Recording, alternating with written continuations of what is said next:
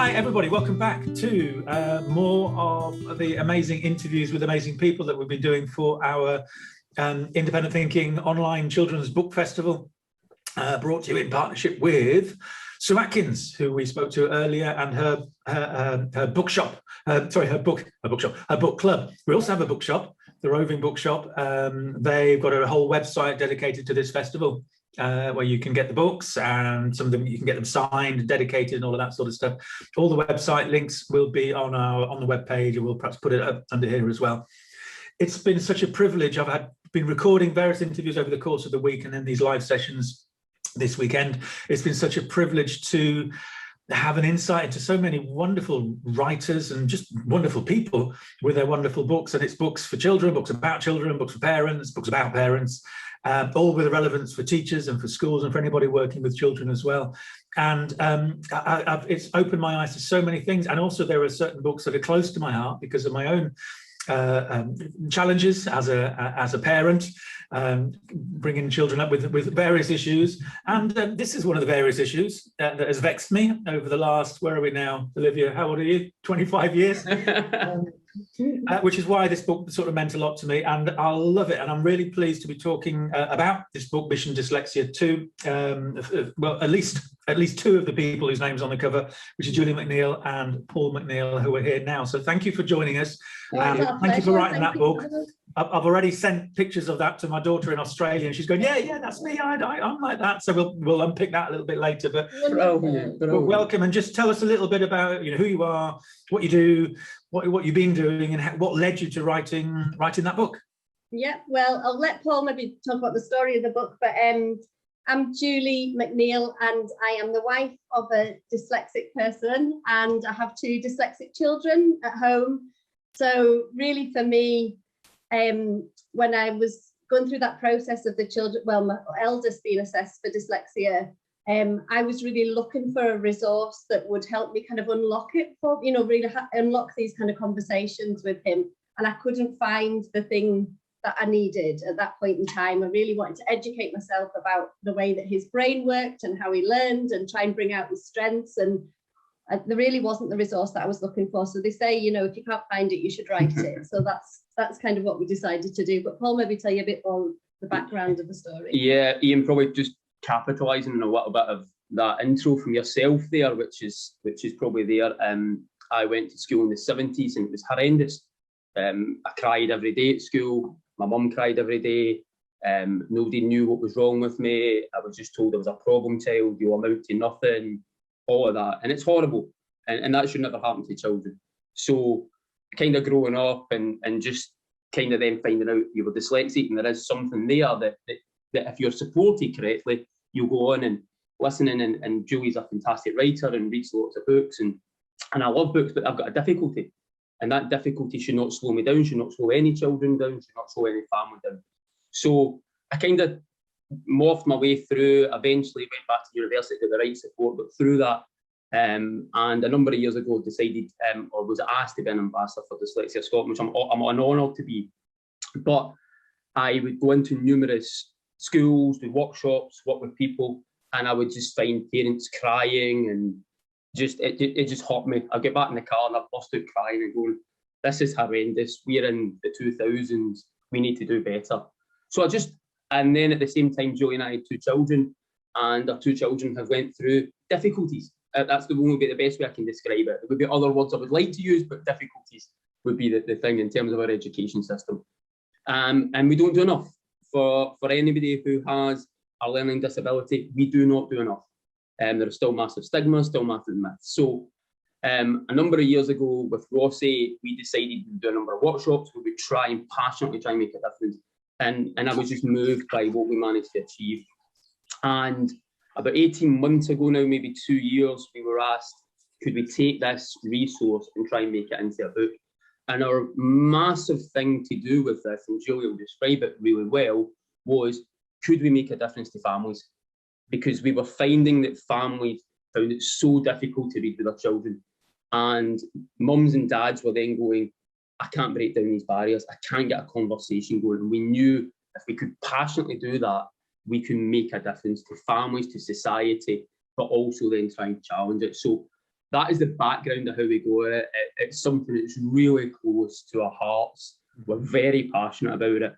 But what we really want to do is make a difference to society. So Joe will give you a wee bit of flavour about what the actual book inside those pages are. Well, yeah, let me just I'll interrupt you because I just that's so powerful. And just by reading the introduction to the book, it's like, you know, here are the three people involved in it, and I'm dyslexic, and he's dyslexic, and my children are dyslexic, and then you've got a book.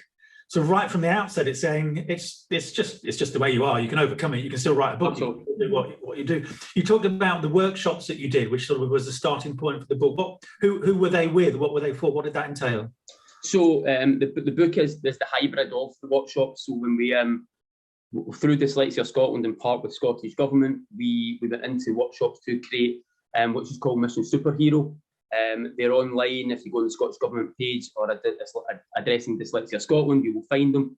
And the idea was we would go in and we would work with children. And the parts in the book is what that was about. It was breaking down the myths.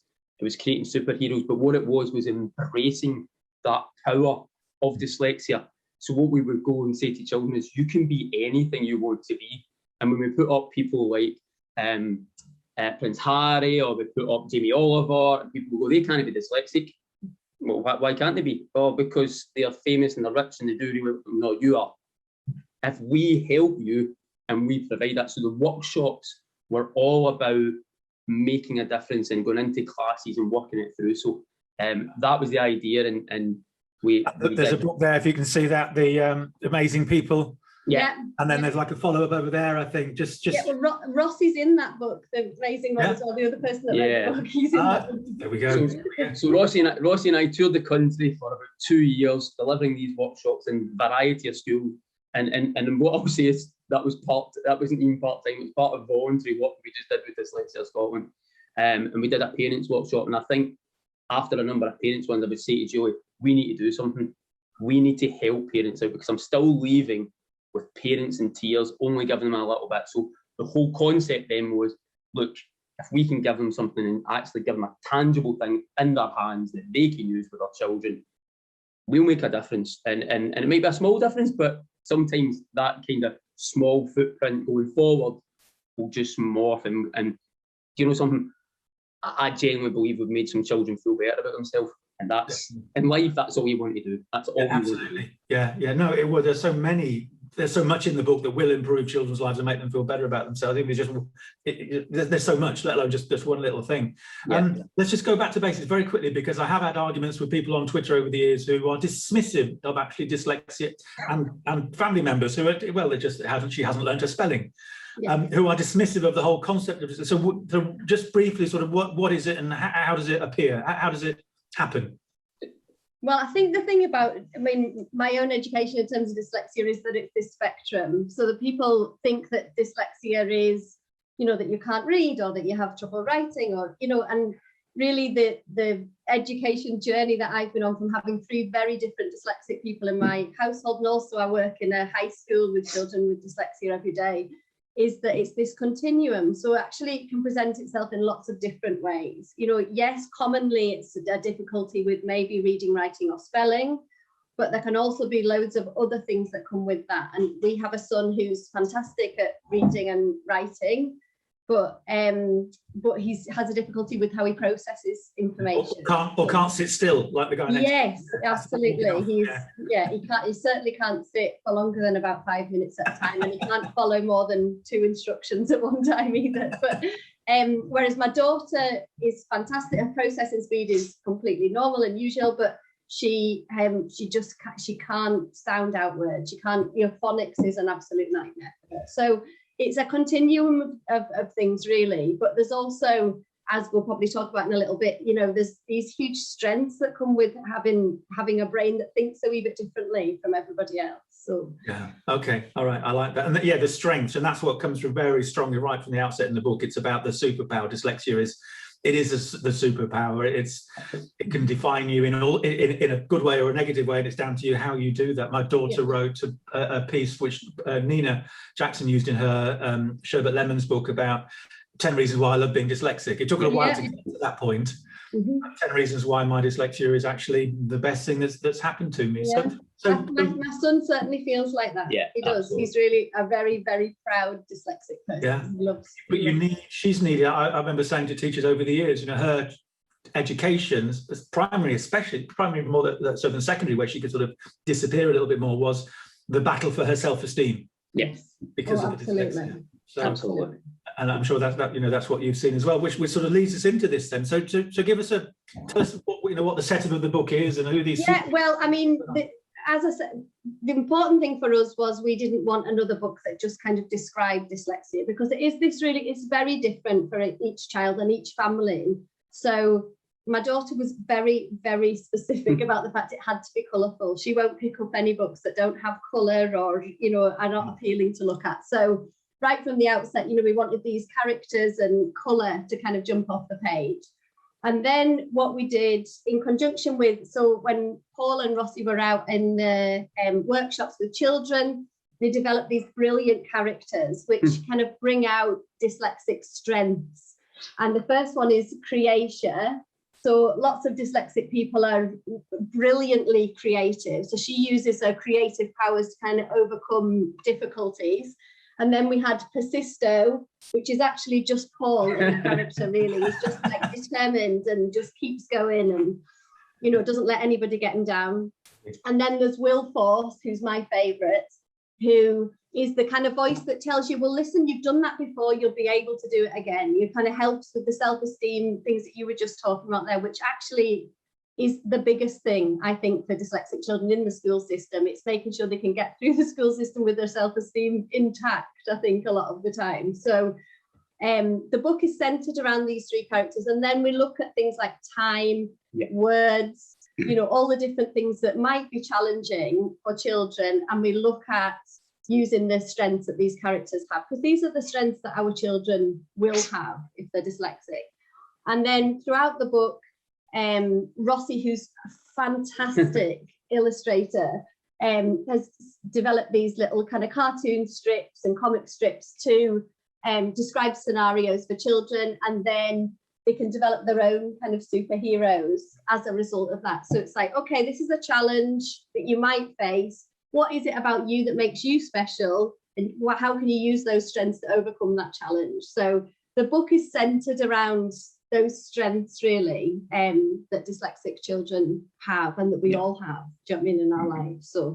And you gave the villain. I mean, my daughter always used to complain, how come you give dyslexic a problem that is such a difficult thing to spell? Yeah, absolutely. Well, that was the point. That I'm pleased you picked up on that, because the villain is the dastardly Mr. Despicabilia, which is Paul you can't say that word. He just calls it Mr. D. But that's the point, because dyslexia is one of the most difficult words to spell and say, isn't it? Yeah. But he embodies all the really, the sneaky things about dyslexia. He kind of steals your time and he switches words around and all these kind of things. So we can boo him. I spent my life for the first few workshops calling it persisto. And then of course Rossi was going, that's not the way you say these words, Paul. And I was going, I thought I was saying them right. So no. So of course I then have to kind of go, and it's actually really good, because children go, well, he's got it wrong and he seems to be all right, and it's fine. And so, and he's all right, he's fine, he's all right, and he's doing fine. So no, it was really good. We have, again, when I talk to teachers, I talk about the tyranny of syntax, that everything has to be written and everything has to be processed through language, through words, and the words have to be correct and in the right order. And it just then becomes more obstacles for people to really unleash their creativity, like you say, and what they're capable of. And I like the fact that you're the superhero in blue, what's he called again? The Persisto, talks about visual processing and how important, how great the visual memories are, and just little sort of visual thinking is of children with dyslexia, and just things like the color coding the clock. That's that little tip, because it's such a simple one, really. I mean, most of these things have come from children. They've come from either workshops that Paul and Rossi have delivered or from our own children. A lot of the examples are things that kind of blew my mind when I was talking to my own children. They were like, oh no, but do you not see it like this, Mum? And I'm like, no. So the clock's got a fantastic story behind it. We did a workshop, and we always get, so at the end, everybody has to come up and present, and there has never been a child who's not come up and presented and said, there's my character, I'm so proud of it, here's what they do. And this girl came up and she had designed how you could stop time. And she presented it so well with a comic book character, and it was just lovely. And then at the end of it, she said, but I can stop time. And of course, we've got a 9-year-old in front of us, and we're all looking at each other. The teacher's looking at me, I'm looking at Rossi, going, how are we going to tell this girl she can't stop time? And we're thinking, there's a moment here we're going to have to. And she says, no, I can. And we said, right, I said, right, okay, how can you stop time? And she went, see, every time we do an exam, I put my stopwatch on. And see, when I'm struggling, I stop my stopwatch. But the big clock on there still goes, and I can calm myself down, and I have stopped time. And honestly, I burst out crying with just massive happy tears. And the teacher went like to her, how long have you been doing that? Since P2, miss. And she said, you stay behind today because we are going to work out a better strategy for you, because that is phenomenal. So if you think about how amazing children are, and all we did and all we have done is tapped into that creativity, don't squash it, embrace it, because if we want to change society, we can make children and society better, because young people who are dyslexic might have the greatest idea in the world, but if you tell them they're rubbish and you just constantly say, going to climb up that tree and they can't do it, then you're just not doing your job correctly. So I think that was our full embracing. So that was where everything in the book has come from. It came from feedback from children, from parents, from anybody we bumped into, and it's just been an amazing journey. Yeah, no, it is, and that comes across, that sense of a journey, that sense of being truthful and honest and rooted in real life comes across, even though it's sort of around the superheroes, but the humanity comes through. Give us a little extract, give us a bit of a reading. Yeah, well, I thought what I would do, as Paul was saying, the most important voices are the children, and who we've been speaking to. So in one of the chapters of the book, we just included some of the examples that children have come up with from the workshops of things, strategies they could develop to overcome some of the difficulties. So one boy said he'd like a megaphone mouth. So I'd love an invisible megaphone to appear over my mouth when I'm reading out loud, so it sounds nice and loud and clear. And then there was vision goggles. I always imagine I'm wearing vision goggles so I can't see the rest of the class when I'm reading out loud. Or balloon popping. This was a brilliant image one of the children came up with, which was when I'm trying to sound words out, I picture a clown popping balloons one by one, and each one containing a bit of the word. So as the balloons pop, the sounds merge together, which I thought was just a lovely image.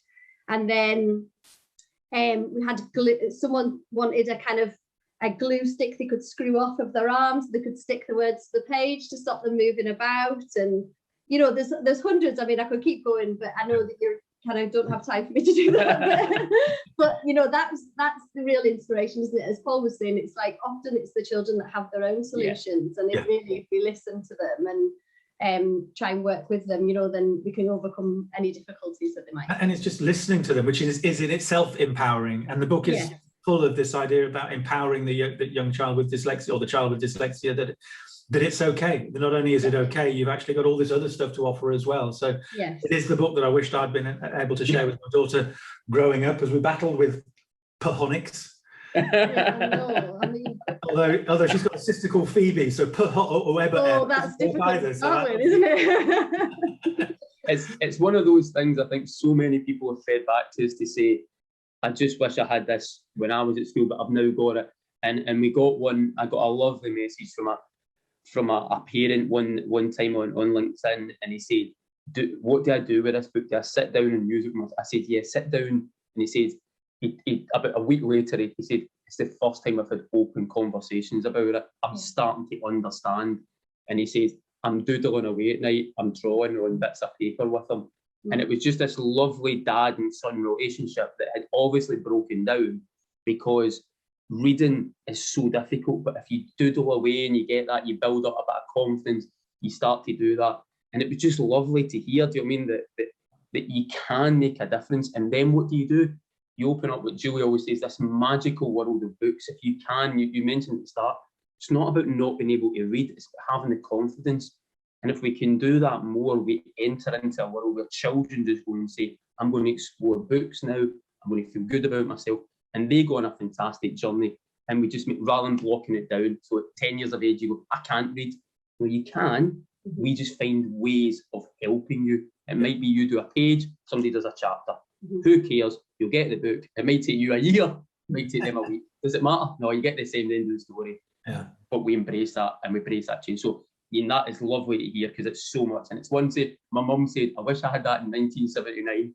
So I got there eventually. There'd have been fewer tears. Yeah, a few tears. So you mentioned LinkedIn. So how can we, so we've done a deal with this, with the roving bookshop, so you can find information there, and all the Sue Atkins books that we're covering in this from her Sue Atkins book club will sort of be on there, and I think there's sort of these signings and things, so the link is going to be on the website. But you talk about LinkedIn? Are you on social media? Do you have your own website? How else can people? We don't have a website. That's something that's on the to-do list, but Twitter is the best place really to get the kind of news for Mission Dyslexia. It's at Dyslexia Mission, so we've got all our kind of posts and things on there. Paul puts things out on his personal LinkedIn. We're on Instagram as well. I'm just getting the hang of Instagram though, so I think Twitter's the best place just now. Oh, you'll be on TikTok next. Oh, I know. My son can teach me all of that, I think. And the workshops and things, is that pandemic permitting? Is that something you're still doing? Yeah, we still do workshops. We've done them mostly online this year. We've done a couple for libraries, like book clubs for libraries, and some for schools as well, and some parent sort of workshops as well. So yeah, available for talks and workshops. That's brilliant. Thank you for that. No, thank you. On behalf of parents everywhere trying to connect and finding out that there's a way that they can connect. I'm sure teachers will benefit and the children will benefit as well. So thank you. Thank you so much. Thank you, guys. It really means a lot to us. Thank you so much for your time. Keep fighting the good fight. We always will. We always will. Thank you. Bye. Bye.